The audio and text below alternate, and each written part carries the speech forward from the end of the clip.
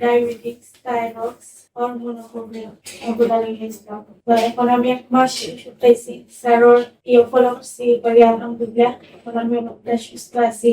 আমার মানে শরীর ঠিক আছে, ডায়াবেটিস আমার ঠিক আছে।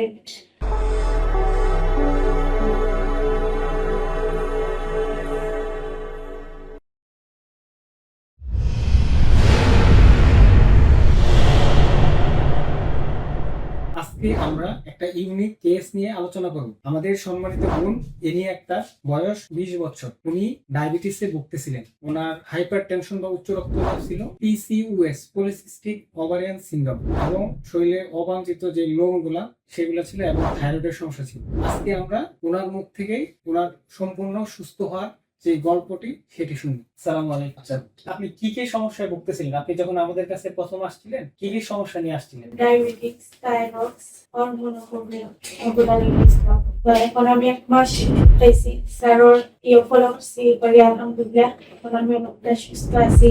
আমার মানে শরীর ঠিক আছে, ডায়াবেটিস আমার ঠিক আছে।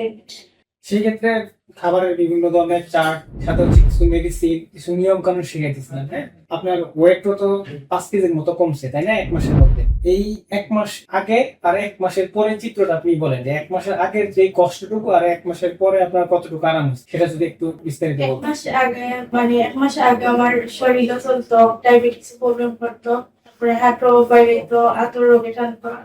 এখন 1 মাস পরে আলহামদুলিল্লাহ হচ্ছে না।